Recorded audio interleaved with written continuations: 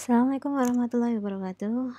Bertemu lagi, kita bertemu di materi pemeriksaan kimia klinik CK atau kreatinin kinase. Nah, kata NAK ini sebenarnya ini sebagai identitas dari reagen bahwa dia yang mempunyai reagen tersebut. Nah, ini dia di sini mempunyai reagen tersebut ya. Jadi nama pemeriksaannya adalah kreatinin kinase atau CK. CK yang kita pakai nanti, yang kita pakai untuk pemeriksaan menggunakan metode IFCC ya, secara UV test menggunakan metode IFCC. Di sini reagen digunakan untuk pemeriksaan CK di dalam serum atau plasma dengan sistem fotometrik. Untuk informasi kitnya, di sini terdapat R1 dan R2. Nah, ini sudah menjadi hal yang harus kita lakukan. Kita harus prepare untuk reagensianya, membuat monoreagennya dulu sebelum kita kerja. Nah, di sini kreatinin kinase ini merupakan enzim ya, di mana enzim tersebut diproduksi apabila terjadi kerusakan pada muscle ya, dan ini muscle otot jantung ya khususnya, dan pada brain atau otak. Nah, CK ini berada di dalam serum, berada di dalam serum itu berupa dimernya yaitu CKMM dan CKMB. Nah, terus di sini jika CK tinggi, nah, itu merupakan terjadi kerusakan di otot jantung. Nah, ini elevate CK value observed in cardiac muscle damage, atau hasil CK ini tinggi, ini mengartikan bahwa ada kerusakan di otot jantung dan di skeletal muscle atau di otot-otot atau di ototnya, atau kemungkinan dia ada kerusakan di ototnya.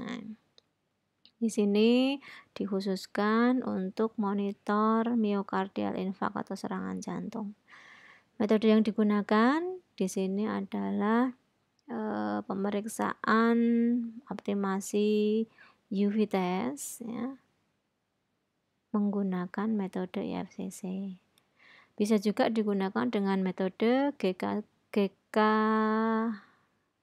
DGKC ya, dimana nanti untuk prinsipnya ya, kreatin kinase fosfat dan ADP itu akan dipecah oleh enzim CK tersebut, dirubah menjadi kreatinin dan ATP. Di langkah berikutnya, ATP yang ada di sini akan dipecah ya secara hidrokinase dengan hidrokinase akan dipecah menjadi glukosa 6 fosfat dan ADP. Jadi ATP dirubah menjadi ADP, di mana nanti produk lain yaitu glukosa 6 fosfat tersebut akan ditambahin ADP dalam reagen ya, dan akan diubah menjadi glukonat 6 fosfat dan NADPH dan hidrogen, di mana nanti NADPH dan hidrogen tersebut akan dibaca ya, absorbansi setara dengan nilai kreatinin kinase dalam sampel. Untuk reagensianya, gentengnya adalah ini, ada R1 dan R2, silakan kalian nanti masukkan dalam laporan.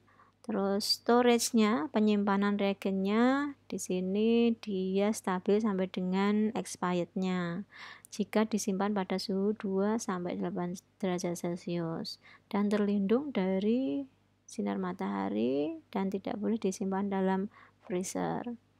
Nah, untuk warning ya, ini kalian sudah diingatkan bahwa pemeriksaan ini sangat berbahaya ya. Biasanya ini pada lalai nggak memakai jas lab ataupun memakai jas lab tetapi tidak sesuai dengan kaidah yang harus digunakan, harus dipakai secara benar. Ya, di sini kalian diingatkan bahwa R1 ini akan menyebabkan kerusakan pada kehamilan unborn child.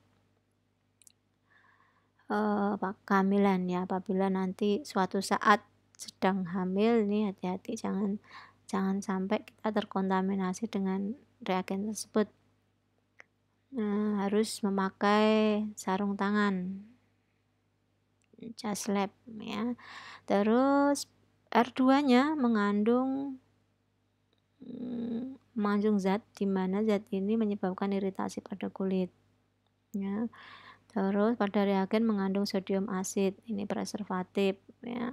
Hati-hati kalian memakainya, menggunakannya. Reagen 2 juga mengandung materi dari hewan ya, dapat menyebabkan infeksius ya, sangat infeksius. Terus di sini sampel pasien, pada beberapa sampel pasien dengan kondisi gamopati ya, ini menyebabkan false positif atau hasil yang palsu ya. Maaf, bukan false positif tapi hasil yang palsu ya. Terus dalam bekerja kalian harus berhati-hati, itu saja. Oke. Untuk waste manajemen, nah ini limbahnya harus dibuang ke limbah yang betul ya, yang legal. Terus reagen preparation, kalian harus mencampur R1 dan R2 ya pada prosedur substrat start. Nanti yang kita pakai adalah substrat start. Kita akan menggunakan sesuai dengan kebutuhan untuk sampel start ya. Untuk sampel start kita membutuhkan untuk 1 tabung belangko dan 1 tabung sampel. Oke, jadi kita butuh 2000 mikron. Jadi untuk substrat ya reagen selalu ready use, sedangkan untuk sampel start ini kalian harus mempersiapkan monoreagennya dulu sebanyak 2000, nanti silakan dihitung dulu, masukkan ke dalam laporan R1-nya berapa, R2-nya berapa. Terus spesimen yang digunakan menggunakan serum, plasma heparin atau plasma EDTA ya. Terus stabilitas sampel 2 hari, 7 hari, 4 hari dengan penyimpanan sesuai dengan yang ada di sini.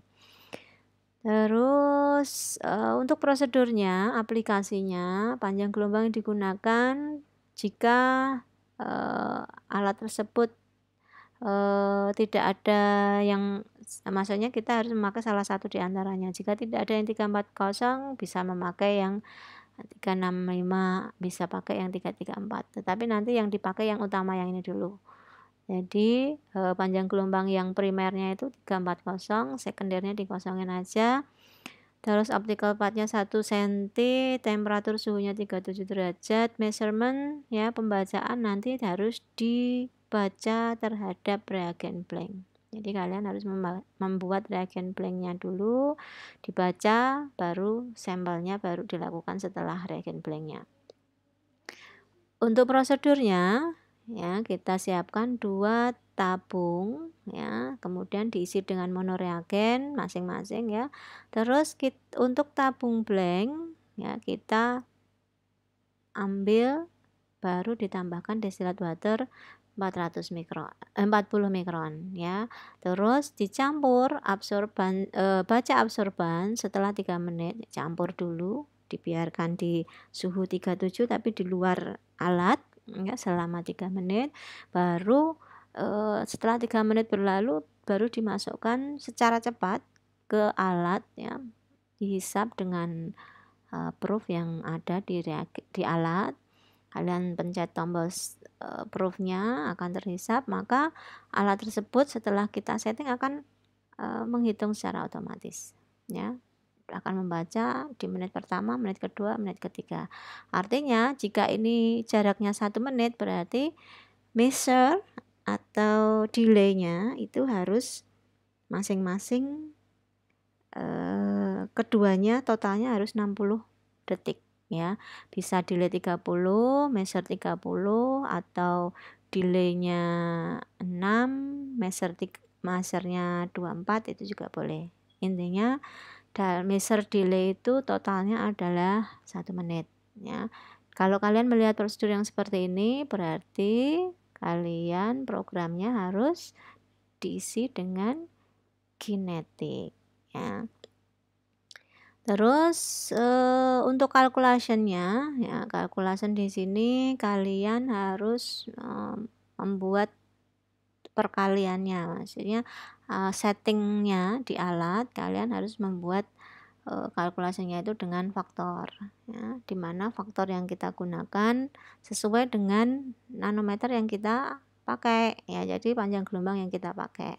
Umpamanya alat tersebut adanya 340, berarti faktornya adalah 4127.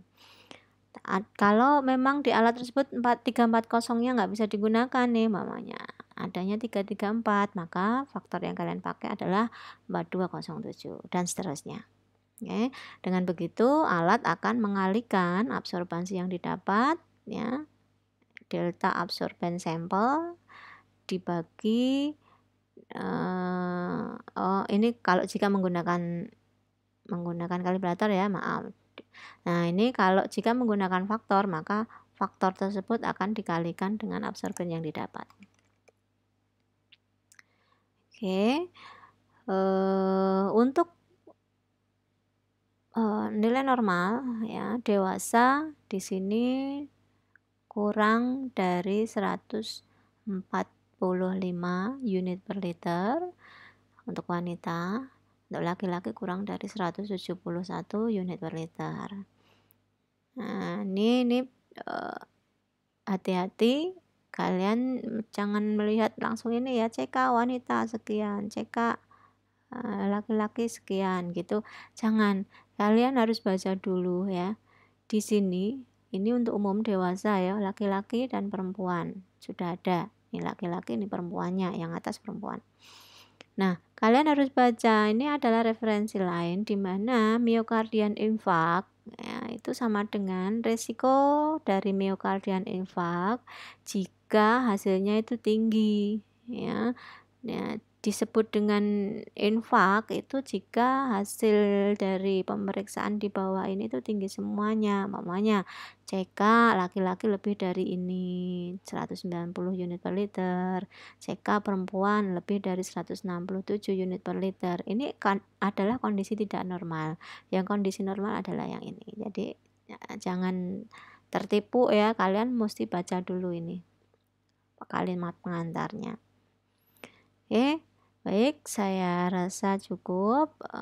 Silakan nanti mengikuti tugas yang ada di IFIKES ya, dimana nanti kalian harus membuat laporan sesuai dengan prosedur yang ada di sana. Oke, saya akhiri. Wassalamualaikum warahmatullahi wabarakatuh.